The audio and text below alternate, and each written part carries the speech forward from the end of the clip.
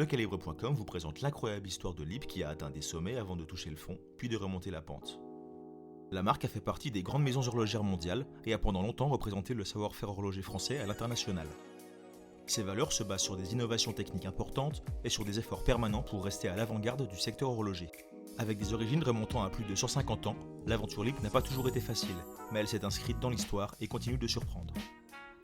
Les origines de la marque prennent place à Besançon en 1867.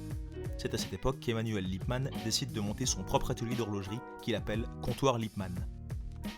L'entreprise se fait assez vite un nom dans le milieu de l'horlogerie et est reconnue par beaucoup pour la qualité et l'esthétique novateur de ses produits. En 1893, le Comptoir Lippmann change de nom et devient la société anonyme d'horlogerie Lippmann Frères. Au début des années 1900, Ernest Lippmann cherche des solutions pour rendre ses montres lisibles dans l'obscurité. C'est en 1904 qu'il a l'idée de collaborer avec un couple de chercheurs physiciens français qui viennent de découvrir le radium. Ce couple n'est autre que Pierre et Marie Curie, qui inventent donc les premiers cadrans phosphorescents au monde pour le compte d'Ernest Lippmann. Cette invention verra le jour un an après leur prix Nobel commun et 2 ans seulement avant la mort accidentelle de Pierre Curie dans un accident de voiture à cheval. La société utilise le nom Lipp depuis 1896 avec le lancement du chronomètre Lipp, mais il faudra attendre 1908 pour que la marque Lipp existe en tant que telle. À partir de 1910, Lipp innove à plusieurs niveaux. Elle propose des campagnes de communication originales qui jouent grandement sur l'explosion de sa notoriété. Elle met en place une nouvelle stratégie de distribution basée sur des distributeurs exclusifs sélectionnés sur le volet et sur des prix de vente imposés et contrôlés. Et elle lance le concept de la garantie nationale valable sur tout le territoire. Une grande première vécue comme une révolution dans l'industrie et qui atteste de la confiance que la marque a en la qualité de ses propres produits.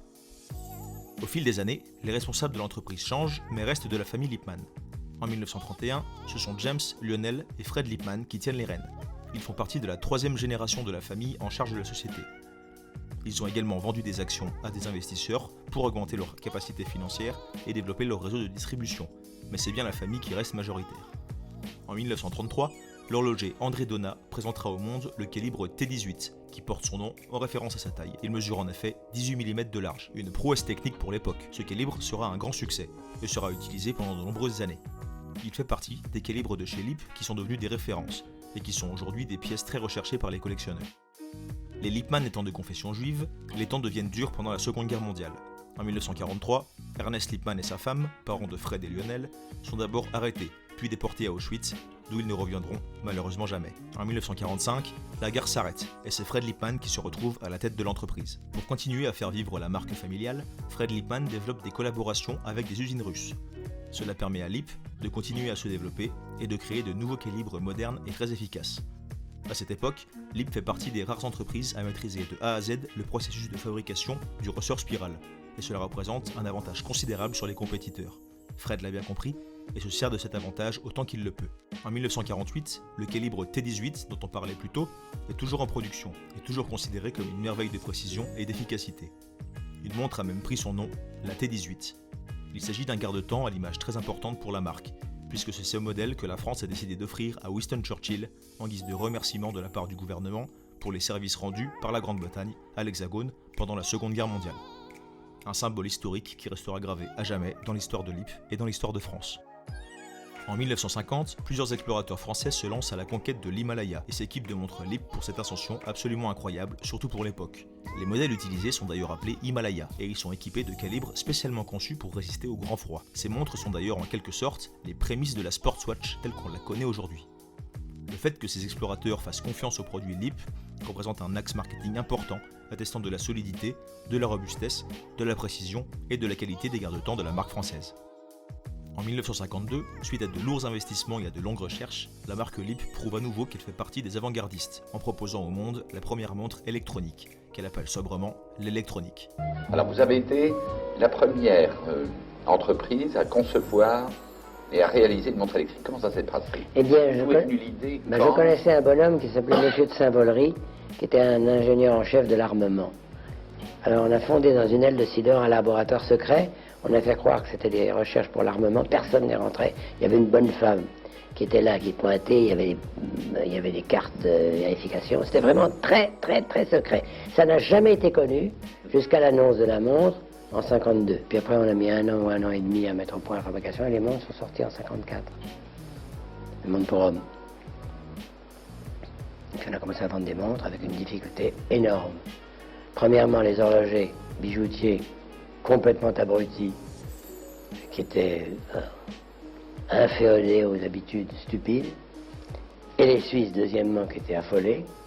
On fait une propagande mondiale pour dire la société libre, c'est des enfants, ils n'ont pas d'usine. S'il y avait une montre électrique à faire au monde, elle se ferait en Suisse et pas en France.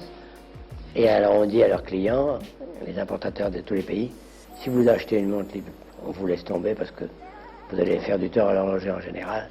Et ils sont battus à mort contre la montre. C'était amusant d'ailleurs. Cette montre a fait un bruit colossal dans l'industrie et dans le monde, si bien qu'elle sera offerte par Fred Lipp quelques années plus tard, en 1958, à Eisenhower, alors président des États-Unis, ainsi qu'au général de Gaulle la même année. En 1954, la marque est à son apogée. Elle emploie environ 1500 personnes et fabrique 300 000 montres par an. C'est en grande partie grâce à la persévérance et à la vision en avance sur son temps de Fred Lippmann, dans l'entreprise, on le rappelle, depuis 1931. Quand je suis sorti de l'école d'horlogerie, il y a eu une discussion générale, etc., avec les professeurs, tout ça. Et qu'est-ce que vous allez faire, vous? Vous êtes un fils de ma famille, ils m'ont dit, Lippmann. Je m'appelle Lipp que depuis 1945. Eh bien, un fils de famille. J'ai dit non, je ne suis pas un fils de famille, je suis un révolutionnaire. Il faut changer votre métier de vieux. Je peux vous dire ce que je pense, puisque je suis plus élève, je suis ancien élève. Tout est lamentable, les ateliers, les hommes, les dirigeants, les montres, les machines, tout ça c'est vieux. Quand vous voyez l'évolution dans les machines à écrire, dans l'électricité, pas encore d'électronique, dans les automobiles, tout ça, ça a évolué, ça a suivi l'industrie. C'est un métier de vieux con. Et je veux pas. Qu'est-ce que vous ferez? Je ferai la première usine française moderne. Et vous dites ça à 19 ans. J'ai dit oui et je réussirai. Et j'ai réussi. Parce que j'avais la volonté.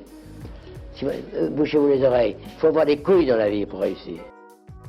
Au début des années 60, Lipp signe des collaborations commerciales avec de très grandes marques de l'industrie, comme Blancpain et Breitling.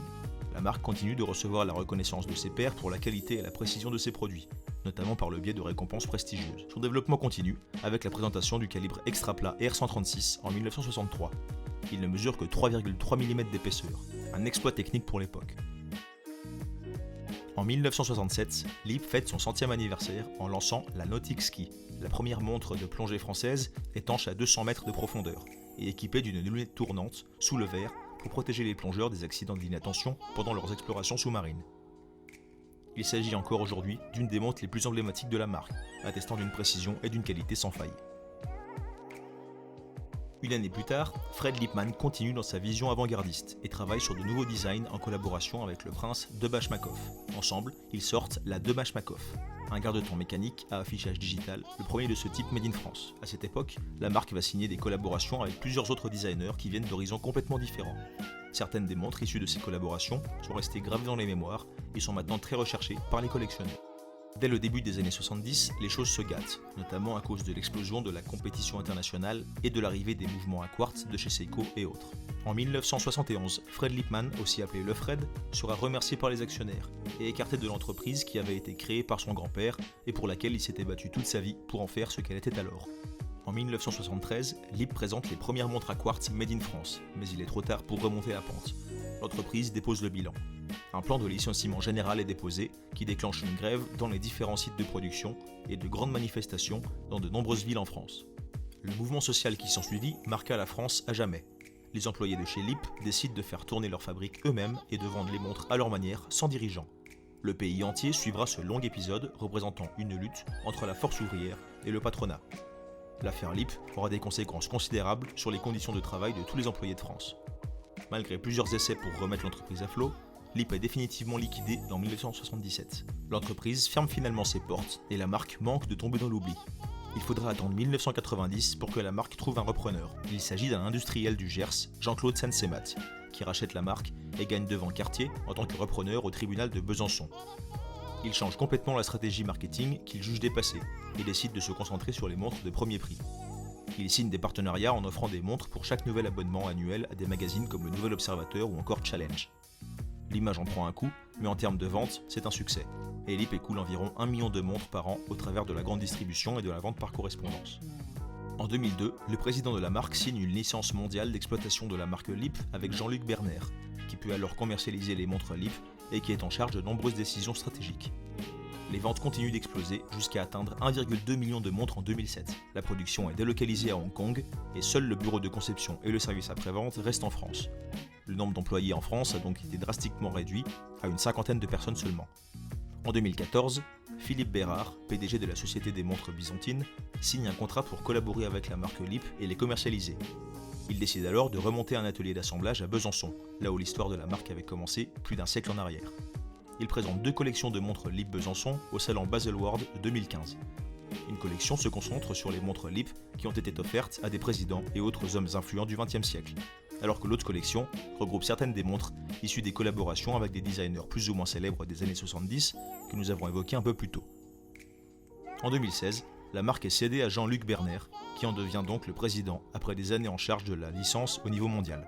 Aujourd'hui, LEAP propose presque 300 modèles de montres différents, avec une majorité entraînée par des mouvements à quartz et une soixantaine équipés de mouvements mécaniques, dont une grande partie provient du Japon. Des affichages digitaux, d'autres analogiques, des modèles très accessibles financièrement, d'autres plus réservés aux passionnés, des styles résolument modernes et dans l'air du temps, d'autres bien plus inspirés par l'esprit vintage, bref, on trouve de tout chez LEAP. Certaines collections sont plus marquantes que d'autres, mais dans l'ensemble, la marque propose des produits au rapport qualité-prix intéressant et qui véhiculent une histoire forte. Nous espérons que l'histoire incroyable de LEAP vous a plu et que vous avez appris des choses. N'oubliez pas de vous abonner à la chaîne, de visiter notre site lequelibre.com et de nous suivre sur Facebook et Instagram. A bientôt pour une prochaine histoire passionnante sur un autre acteur marquant du monde horloger. Allez, salut!